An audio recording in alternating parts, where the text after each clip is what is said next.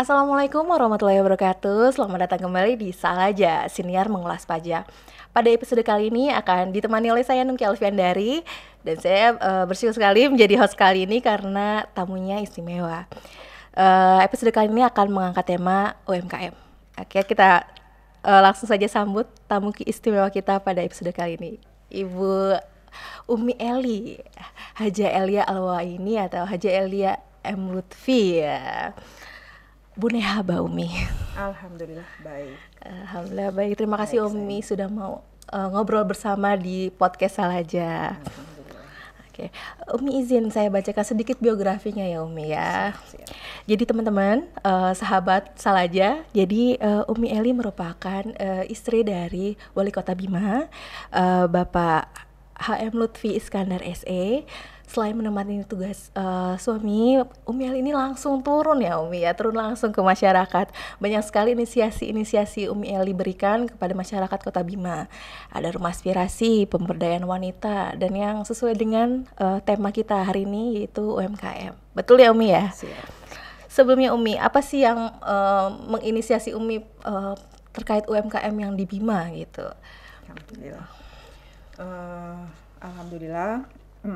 Di masa kepemimpinan Bapak Wali Kota Bima yang hampir 4 tahun, saya mulai dari Bapak Wali Kota dilantik, alhamdulillah, intens turun di tengah-tengah masyarakat dan khususnya untuk UMKM. Pada saat itu saya melirik UMKM pertenunan karena saya melihat ini potensi yang sangat luar biasa. Nah, bagaimana caranya mengembangkan ini? Itu yang ada di kepala saya. Contoh itu dari diri saya dulu. Nah, mulai dari Bapak Wali Kota dilantik, saya intens memakai Tenun Bima di setiap kegiatan dan alhamdulillah itu responnya sangat luar biasa. Dan kami juga sudah bersurat kepada Bapak Wali Kota Bima bagaimana seluruh BUMN, BUMD dan pemerintah untuk mengenakan Tenun Bima dan untuk BUMN, BUMD mungkin satu hari, dan untuk pemerintah Kota Bima itu mengenakan tenun 2 hari. Siap. Nah, alhamdulillah dicatat teman-teman. Ya, alhamdulillah sepertinya itu sudah disetujui oleh Bapak Wali Kota. Mungkin surat edarannya sesegera mungkin akan disalurkan. Jadi Umi ini menjadi pionir dulu ya dari Umi sendiri agar bisa menjadi contoh untuk yang lain ya Umi ya. Selain tadi tenun Umi tuh melihat kondisi UMKM yang ada di Bima tuh seperti apa Umi secara general? Kan UMKM banyak nih Umi. Banyak. Ya apalagi Umi juga sangat aktif ya Umi ya. Siap. Turun langsung ke UMKM. Seperti apa itu Umi? Secara langsung saya di masa kepemimpinan Bapak Wali Kota, di setiap kelurahan, di Kota Bima ada 11 kelurahan. Itu pengrajin tenun. Kalau untuk kulinernya itu cukup lumayan banyak di setiap kelurahan, hampir ada. Tapi khusus untuk penenun itu ada di 11 kelurahan. Nah, di pasca banjir bandang 2016 itu ada sangat banyak jumlah penenun yang sudah tidak aktif dikarenakan alat-alatnya juga dibawa banjir dan juga mungkin permodalan mereka yang sudah tidak ada. Akhirnya saya pada waktu itu meminta kepada Bapak Wali Kota untuk memberikan dana hibah kepada Dekranasta Kota Bima, dan saya lebih fokus kepada pembagian benang kepada seluruh penenun yang dulunya aktif, tetapi karena pasca banjir itu mereka sudah tidak aktif dikarenakan peralatan dan modalnya. Mulai di 2019 saya aktif turun di tengah-tengah teman-teman para penenun, dan alhamdulillah mulai 2019 itu para penenun udah mulai aktif kembali. Nah, untuk kuliner juga kami dari Dekranasta juga membantu untuk peralatan-peralatannya. Seperti itu. Itu sekilas tentang langkah-langkah pembinaan yang Umi berikan juga ya kepada pelaku UMKM yang ada di Kota Bima. Umi ini banyak sekali inisiasi terkait UMKM ya Umi, kayak tadi ada pasar kuliner juga ya Umi ya. Itu pasar kuliner tuh isinya apa aja Umi? Di mana aja sih sebenarnya adanya? Ini baru di 2 kelurahan, itu di Kelurahan Penaraga dan di Kelurahan Rabangodu. Dan alhamdulillah pasar kuliner ini masih terjaga sampai sekarang. Siap. Karena sekarang nih anak-anak muda apalagi Umi senangnya kan wiskul ya Umi Siap. ya. Senangnya wiskul. Nah, Umi dari banyaknya inisiasi-inisiasi yang Umi berikan gitu, goal akhirnya tuh sebenarnya Umi mengharapkan UMKM yang seperti apa sih Umi? Nah, ya, yang itu yang paling penting ya. Yang saya harapkan untuk UMKM, khususnya pada anak-anak muda sekarang ya. Kalau kita lihat untuk pelaku usaha di kalangan anak muda sekarang sudah cukup luar biasa di Kota Bima ya. Bisa kita lihat Mbak ya, Iya. di Jalan Soekarno-Hatta, di Jalan Gajah Mada itu kafe-kafe udah berdiri yang sangat Di bagus medsos ya luar Umi ya. biasa. Nah sekarang bukan hanya saja di Jalan Gajah Mada maupun di Jalan Soekarno-Hatta, tetapi di jalan-jalan kecil pun alhamdulillah sekarang udah mulai berdiri kafe-kafe kecil. Seperti contohnya di belakang Muhammadiyah itu juga ada kafe, di Penatoi juga ada, walaupun itu bukan di jalan besar, tetapi keberanian anak-anak muda kita cukup luar biasa. Di belakang Rabangudu ini juga ada Umi yang kecil-kecil deket sawah tuh. Iya, ada juga. Makanya ini berarti memang diharapkan berarti Umi ini ke yang muda-muda yang berkarya gitu ya Umi ya. Gitu. Selanjutnya nih Umi, dengan banyaknya UMKM gitu ya Umi ya, kemudian persaingan juga gitu ya, sebenarnya apa sih yang perlu ditambah oleh pelaku UMKM? Karena jujur Umi, kita misalnya nih Umi lagi scroll Grab nih, kadang-kadang bingung juga ya, ini lagi gitu. Yang perlu ditambah atau dikurang menurut Umi tuh oleh para pegiat UMKM di Bima tuh apa Umi? Oke. Kalau dikurangi mungkin tidak ada Mbak ya. Yang perlu itu ditambah. Siap. Nah saya kembali lagi ke para penenun. Nah seperti yang sering saya sampaikan di setiap saya turun di setiap kelurahan, ada 11 kelurahan, saya intens turun pembagian benang itu sering saya sampaikan. Jadi untuk seluruh para penenun jangan hanya monoton dengan model-model itu saja. Jadi harus ada keberanian bagaimana memodifikasi antara yang sudah ada dan modifikasi yang baru. Jangan pernah takut, saya bilang. Tetapi sampai sekarang belum ada modifikasi-modifikasi baru, masih dengan monoton yang sudah ada. Tetapi insya Allah itu yang akan kita dorong nanti. Bagaimana para penenun ini untuk berani, Mbak ya, untuk berani memodifikasi, ya. Model-model yang lama ataupun corak-corak yang lama untuk dimodifikasi dengan corak-corak yang baru. Tuh teman-teman, jadi sesuai dengan amanat Umi Eli, ini para pelaku UMKM ini harus berani melakukan perubahan ya Umi ya. Jangan itu aja. Atau Umi, saya pernah nih Umi kayak pernah jadi pembicara pas lagi di Perumda tuh, UMKM tuh biasanya dikasih semangat ATM katanya Umi. Amati, tirukan, modifikasi Umi. Siap. Jadi seperti itu ya Umi ya. Teman-teman harus berani berubah. Harus berani. Umi, jadi karena ini podcastnya tentang pajak Umi, kita sekarang singgung sedikit tentang perpajakannya Umi. Jadi sesuai dengan aturan di PP 23 tahun 2018 Umi, pelaku UMKM ini kena 0,5% dari omsetnya atau penghasilan brutonya.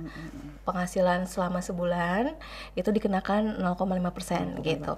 Menurut Umi sendiri, dengan adanya pajak untuk UMKM itu sebenarnya UMKM itu dirugikan, merasa sangat susahkah atau gimana Umi?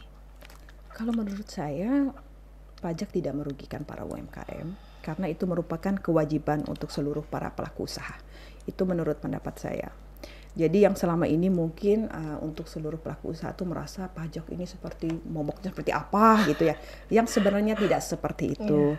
Nah, saya berharap mungkin dari sini Mbak, dari teman-teman perpajakan untuk sedikit melakukan sosialisasi dan literasi kepada seluruh pelaku usaha di Kota Bima. Siap. Terima kasih Umi. Jadi gini Umi, kita kan nih, saya khususnya Umi, petugas lapangan ya Umi ya. Saya langsung melihat UMKM langsung, nanyakan omset dan segala macamnya.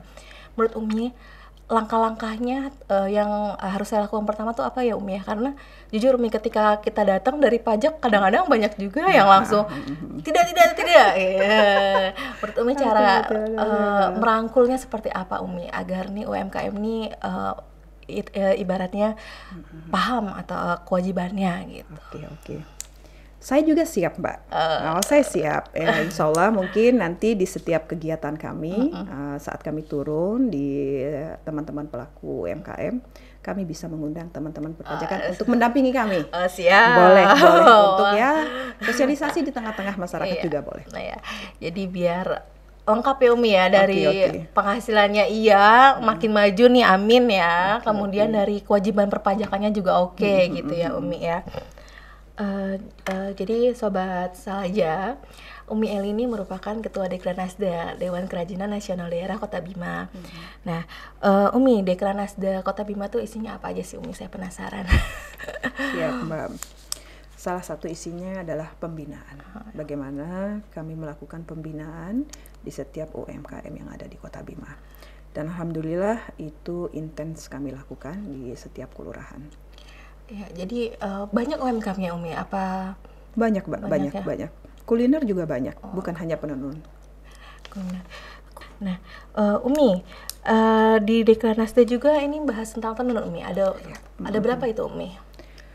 Tenun ada 11 kelurahan. 11 kelurahan. 11 kelurahan Umi. Itu semuanya aktif Umi. Aktif sampai sekarang. Itu pekerjanya di setiap kelurahan ada atau gimana Umi? Itu pekerja pelaku penenun itu adalah ibu-ibu. Oh, ibu-ibu. Mayoritas ibu-ibu. Di saat mereka ada waktu luang, mereka melakukan penenunan. Tapi pekerjaan intinya emang penenun Umi. Sebenarnya juga tidak inti ya, mungkin sampingan juga, yang sebagian juga inti. Oh gitu.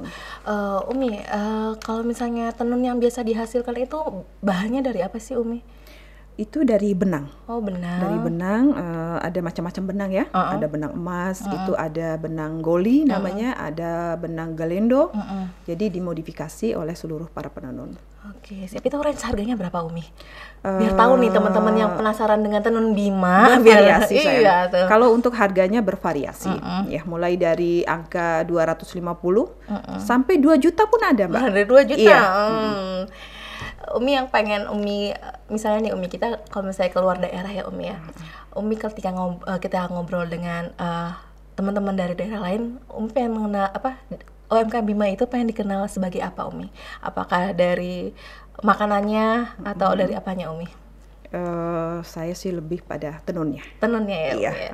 Yang membuat spesial apa Umi, tenun Bima tuh?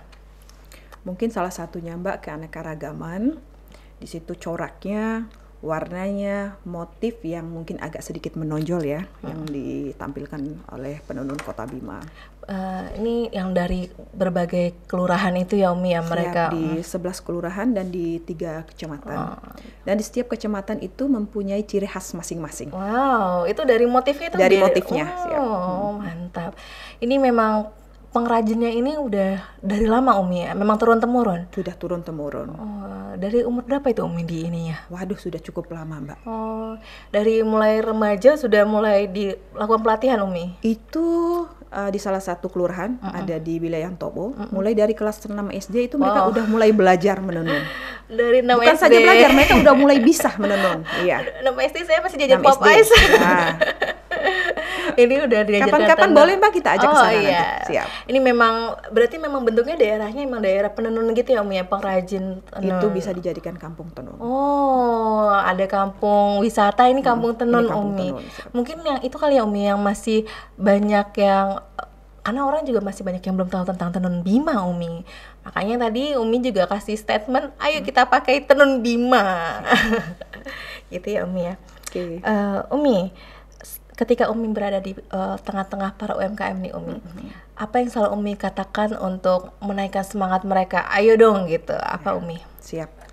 Nah itu Mbak, suatu kebahagiaan tersendiri. Saya bisa berada di tengah-tengah para pelaku usaha, para UMKM. Bagaimana saya bisa mendorong, memotivasi seluruh UMKM yang ada di Kota Bima. Ayo berkembang, ayo lebih maju lagi. Walaupun sekarang bisa dikatakan hasil-hasil karya para penenun itu sudah cukup bagus, tetapi kami tidak berpuas hati.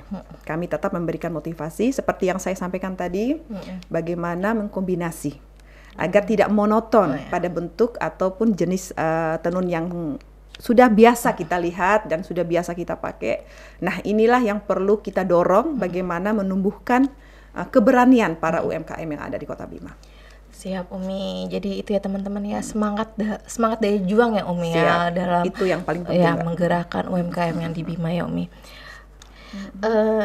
Umi, pesan apa yang selalu Umi mau bagikan nih Umi? Mungkin kan banyak nih UMKM yang tidak sempat untuk datang ke acara pemberian materi dari Umi segala macam. Nah, mumpung di podcast ini Umi, pesan apa yang ingin Umi sampaikan kepada UMKM yang ada di Bima?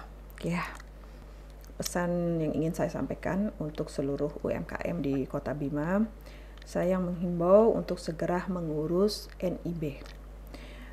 Nomor induk berusaha, karena mungkin masih banyak dari pelaku-pelaku usaha ataupun UMKM di Kota Bima yang belum mengurus NIB-nya.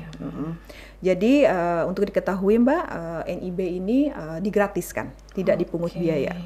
Nah, dan juga mungkin untuk label halalnya, mungkin masih banyak dari para pelaku usaha atau UMKM-nya yang belum memiliki label halalnya. Iya. Nah, label halal pun ini ada program dari pemerintah Provinsi Nusa Tenggara Barat, itu digratiskan. Tetapi pada tahun ini Juli kemarin sudah ditutup dan insya Allah di tahun depan bisa didaftarkan sebanyak-banyaknya.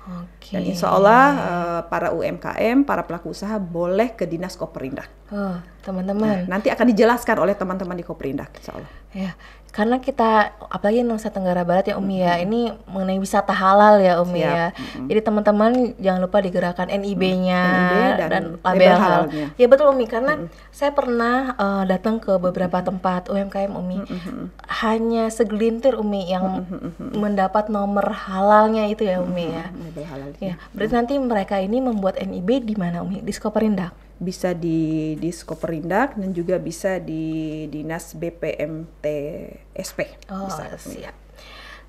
Jadi sudah berada di ujung podcast nih Umi. Siap. UMKM-nya udah. Apa yang Umi ingin sampaikan kalau misalnya terkait kewajiban perpajakannya Umi? Mungkin kalau misalnya Umi yang sampaikan lebih ngena gitu daripada saya. Iya, alhamdulillah. Saya juga ini salah satu pelaku usaha di Kota Bima dan sampai hari ini pun saya taat dalam menjalankan kewajiban pajak saya. Dalam menjalankan usaha ya harus memenuhi kewajiban perpajakan. Betul. Saya taat pajak, yang lain juga harus taat pajak.